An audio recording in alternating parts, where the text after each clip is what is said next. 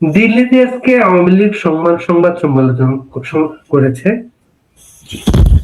গাজীপুরে বড় মিছিল করেছে বাংলাদেশ ছাত্রলীগ।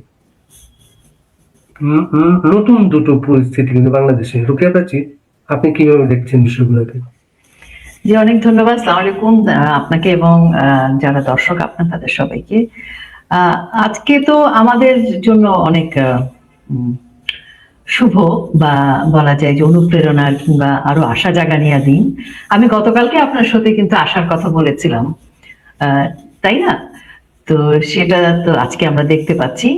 কারো কারোর জন্য এই আশার কথাটা, আশা জাগানিয়া সময়টা খুব খারাপ। হয়তো কালকেই সবাইকে ডেকে বলবে আসেন আসেন মিলে যাই, আওয়ামী লীগের ভূত আসতেছে, আমাদের ঘাড় মটকাবে, আসেন আসেন মিলে যাই। ইউনূস সাহেব হয়তো কাল পরশুই বৈঠক ডাকবে। যেটা হয়েছে সারা বাংলাদেশে আপনি দেখেন জনগণরা কিন্তু সরব হয়ে উঠেছে, আর তৃণমূলে আমাদের যোদ্ধারা কিন্তু তাদের যে জোরালো সাহস নিয়ে তারা মিছিল করছিল, প্রতিবাদ প্রতিরোধ করছিল, সেটা কিন্তু আরো দ্বিগুণ তিনগুণ হয়েছে। সেই রকম যে আগামী ফাগুনে আমরা দ্বিগুণ হব সেরকম আর কি। তো আমাদের তৃণমূলের যোদ্ধাদের একটাই প্রতিজ্ঞা যে জীবন বাজি রেখে বাংলাদেশকে বাঁচাতে হবে, সার্বভৌমত্বকে রক্ষা করতে হবে, সংবিধান রক্ষা করতে হবে এবং আমাদের নেত্রী, প্রাণপ্রিয় নেত্রীকে দেশে ফিরিয়ে আনতে হবে বীরের বেশে। তো কাজে আমাদের তৃণমূলের এই জয় বাংলার যারা সৈনিক, এরা যারা যোদ্ধা, এদেরকে দমানো অনেক কঠিন হয়ে যাবে। আর তারপর এখন সাধারণ মানুষরাও কিন্তু সরব হয়ে উঠেছে, একদম প্রান্তিক জনগোষ্ঠী, সাধারণ মানুষ যারা আসলে বাংলাদেশের ক্ষমতা যাদের হাতে, তারাই কিন্তু আসল বাংলাদেশের প্রতিচ্ছবি। তারা কথা বলছে, প্রতিরোধ করছে। এবং আমরা দেখছিলাম আজকে একটা ভিডিও ভাইরাল হয়েছে যে এক দোকানদার লাঠি দিয়ে এক এনসিপির নেতাকে বাড়ি দেওয়ার চেষ্টা করছে এবং ভীষণ মুখ খারাপ করে গালি দিয়েছে। এই সবকিছু মিলে আমি প্রথম অংশে এটুকুই বলবো যে আমরা বলবো যে বাংলাদেশে শীতের পরে একটা উষ্ণ হাওয়া বইতে শুরু করেছে। এই যে সংবাদ সম্মেলনের প্রতিক্রিয়া কি দাঁড়াতে পারে? এটা সংবাদ সম্মেলনের প্রতিক্রিয়াটা আমার কাছে যেটা মনে হয় যে এমনিতেই দেখেন সারা আন্তর্জাতিক মহলে কিন্তু যে নির্বাচনটি হচ্ছে, প্রহসনমূলক নির্বাচন, অবৈধ নির্বাচন, সেটি নিয়ে কিন্তু সমালোচনা শুরু হয়ে গেছে। সারা পৃথিবীর অ্যাডভোকেসি কিন্তু বলছে যে অন্তর্ভুক্তিমূলক নির্বাচন দরকার এবং বাংলাদেশ আওয়ামী লীগকে নির্বাচনে অংশগ্রহণ করতে দিতে হবে। এবং বাংলাদেশে যে সনাতনীদের উপর আক্রমণ হচ্ছে, হত্যা হচ্ছে, আইন শৃঙ্খলার খুব খারাপ অবস্থা, সেগুলোরও কিন্তু দৃষ্টি আকর্ষণ করা হয়েছে।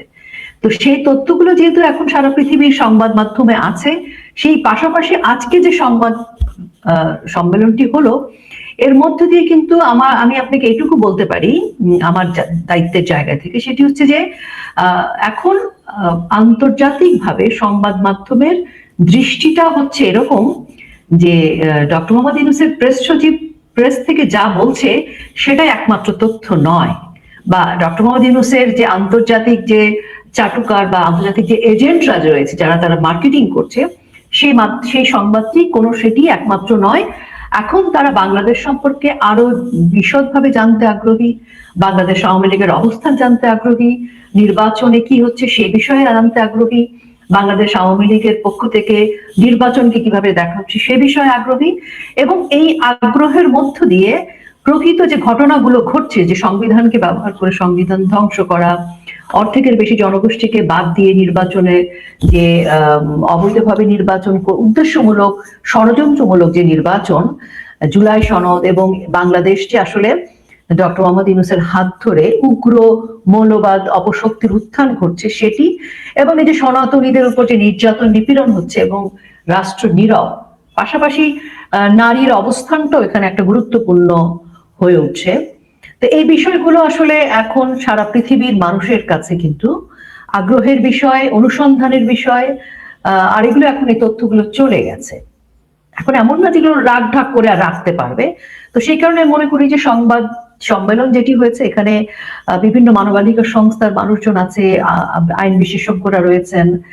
তো এই সবকিছু মিলে এর মধ্য দিয়ে বাংলাদেশ আওয়ামী লীগের অবস্থান যেমন উঠে আসবে, তেমনি আন্তর্জাতিক মাধ্যমে এই নির্বাচনকে, বাংলাদেশকে এবং বাংলাদেশ আওয়ামী লীগকে এবং ডক্টর মোহাম্মদ ইউনূসের এই ষড়যন্ত্রকে কোন জায়গায় দাঁড় করাচ্ছে সেটি আসলে উঠে আসবে। এবং এটি অবশ্যই আমি মনে করি যে আমাদের জন্য, আমি গতকালকে আপনাকে ইঙ্গিত দিচ্ছিলাম, আজকেও বলছি যে কতদিন আর এই নির্যাতন নিপীড়ন, এই ঝড় চলবে? যে কোনো ঝড় কিন্তু থামতেই হয়, এটা প্রকৃতির নিয়ম। তো পরিবেশ পরিস্থিতি এখন যেখানে আছে সেদিকে নাও থাকতে পারে। কাজে যারা ঘি গতকাল পর্যন্ত দিয়েছেন তারা যেন নতুন করে ঘি কিছুটা বাঁচিয়ে রাখেন আর কি।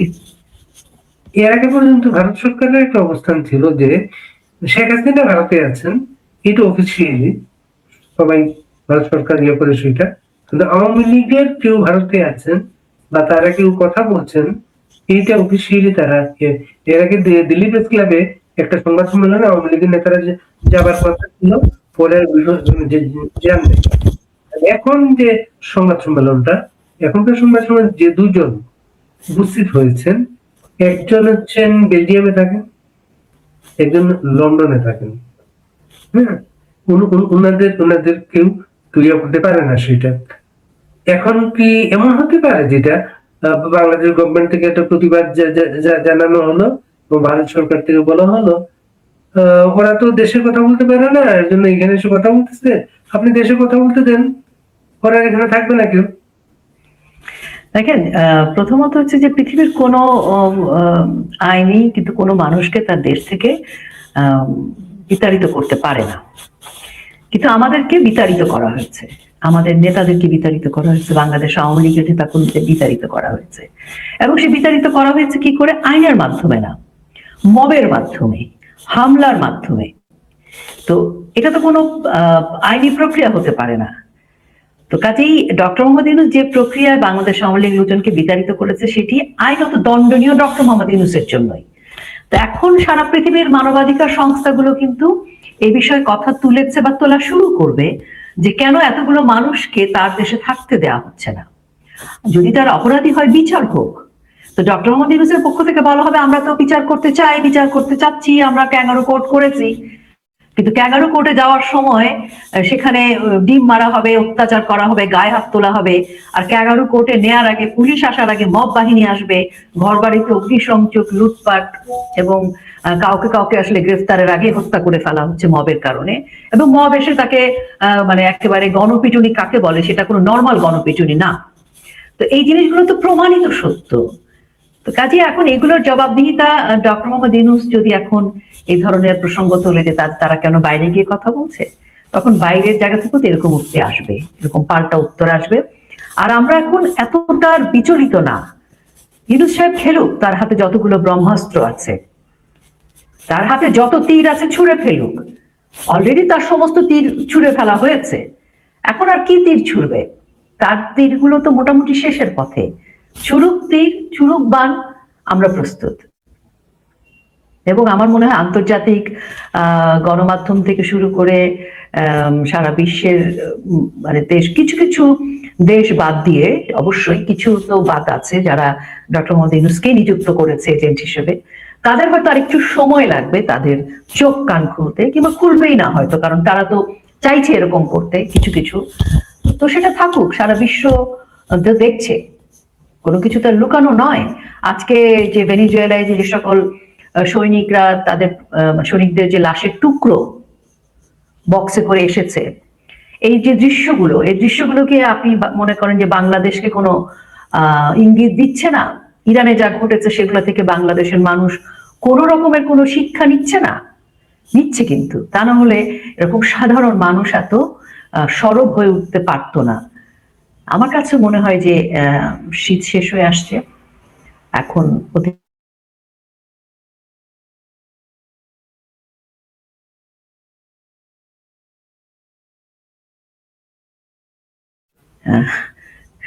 মানে সময়টা, জি জি বাড়িতে আমাকে শুনতে পাচ্ছেন? বাড়িতে আপনার বাড়িতে অডিও অডিও শুনছি না, মিউট। হ্যাঁ, গাজীপুরে ছাত্রলীগের বড় একটা মিছিল হয়েছে অনেকদিন পরে, কিন্তু খুব বড় মিছিল কিন্তু থেমে গিয়েছিল মাঝখানে। সেটাও কৌশল ছিল, সেটাও কৌশল। মানে প্রতিদিন মিছিল করাটা তো কোনো পলিসি হতে পারে না। তো সবকিছু একটা সময় আছে। যুদ্ধ তো আসলে পুরোটাই কৌশল, এবং যুদ্ধের কৌশলটার অন্যতম কৌশল হচ্ছে যে অপেক্ষা করা। আমার খুব প্রিয় সংলাপ হচ্ছে 90% ওয়েটিং, 10% ফাইটিং। তো এই ধৈর্যটা তো রাখতে হয়। তো কৌশল হিসেবে মিছিল এতদিন হয়নি, মিছিল হবে যখন প্রয়োজন হবে, এই আর কি। প্রার্থীরা টার্গেট করছে আওয়ামী লীগের ভোটার, বিশেষ করে গতকালকে নুরু গণ অধিকার পরিষদে বেশ ইয়ে করে বলেছেন তিনি আওয়ামী লীগে পুরো ভোট পাবেন তার এলাকার। জি, এটা কি বাস্তব এগুলো? এটা বাস্তব কি করে হয় বলেন? ওনাদের যার মনে করেন নিজের জোর থাকে না, সে কি কখনো অন্যের জোরে কিছু করতে পারে? কখনো, ওটা তো হয় না। আর নুরুকে আওয়ামী লীগ কেন ভোট দিবে? মানে নুরু এমন কি বড় কাজ করেছে যেটার জন্য নুরুকে ভোট দিতে পারে? বা নুরু এমন কি গুরুত্বপূর্ণ বাংলাদেশের রাজনীতিতে? বা নুরু এমন কি প্রাজ্ঞ রাজনীতিবিদ যাকে ভবিষ্যৎ প্রজন্মের প্রয়োজন হবে?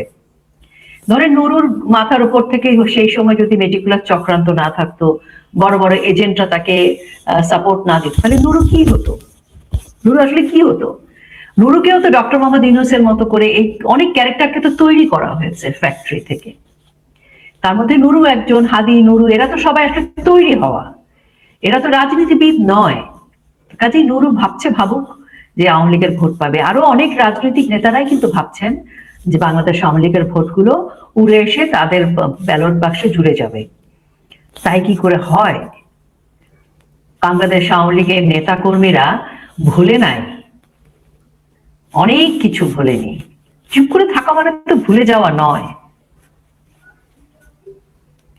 কিন্তু অনেকে কর্মসূচি চাচ্ছেন, যে ফেসবুকে অনেক কথা বলছেন, আপনার আরপি স্টেশনে আমরা দেখলাম বড় পোস্টার করছেন আপনি, আপনারা no vote, no vote, no vote. Sheikh হাসিনাই নৌকা, শেখ হাসিনা ছাড়া কোনো নির্বাচন হবে না। দেখেন, কর্মসূচি, একটা মিনিট, দুঃখিত, আমি আসলে চার্জ দেইনি, আমি দুঃখিত, আমার ল্যাপটপ বন্ধ হয়ে যাচ্ছিল। তো যে কর্মসূচি চাইছে, এটা আসলে মানুষ চাইবে, এটাই স্বাভাবিক, কারণ মানুষ অসহিষ্ণু হয়ে উঠেছে। কর্মীরাও চাইছে যে কর্মসূচি আসুক। কিন্তু আমার মনে হয় যে বঙ্গবন্ধু কন্যা আমাদের নেত্রী যেভাবে মানে নির্দেশনা দিয়েছেন, সেটার পেছনে অনেক উদ্দেশ্য আছে। আমার মনে হয় যে এইটুকু ধৈর্য রেখে একদম নির্দেশনা মোতাবেক আমার মনে কাজ করাটা ভালো। আর কর্মসূচির ইঙ্গিত তো তিনি দিয়েছেন। আমাদের এখন তো সবচেয়ে বড় কর্মসূচি হচ্ছে আমাদের জনগণকে বোঝানো যে এই ভোট হচ্ছে সংবিধানকে ব্যবহার করে সংবিধান ধ্বংসের ভোট। এই ভোট দিয়ে বাংলাদেশকে ধ্বংস করবে, এই ভোট দিয়ে বাংলাদেশকে একেবারে পাকিস্তানের জঙ্গিস্তান বানাবে। এই ভোট, এই গণভোট যেন না হয়, ভোটকে বর্জন করি। অন্তর্ভুক্তিমূলক নির্বাচন না হলে ভোট হবে না, দেশের অর্ধেক জনগোষ্ঠীকে বাদ দিয়ে ভোট হবে না। মানে মোট কথা হচ্ছে বর্জন করতে হবে, সেই কথাটা তো বলা আছে, এটাই বড় কর্মসূচি। এখন তো রাজনীতিটা সেই জায়গায় নেই, বা তারা মেটিকুলাসলি চক্রান্ত করে যে 4-5 লাখ লোক ঢাকা শহরে ঢুকিয়ে ভাঙচুর করেছে, এই কর্মসূচি তো বাংলাদেশ আওয়ামী লীগ করবে না। বাংলাদেশ আওয়ামী লীগের এই ধরনের রাজনৈতিক ইতিহাস না। বাংলাদেশ আওয়ামী লীগ রাজনীতি করবে, তো সেই রাজনীতির অংশ হিসেবে, কৌশল হিসেবে, কর্মসূচি হিসেবে এখন এই ভোটকে বর্জন করা, সাধারণ মানুষকে বোঝানো, নারীদেরকে বোঝানো, কারণ আমাদের 6 কোটির উপরে নারী ভোটার।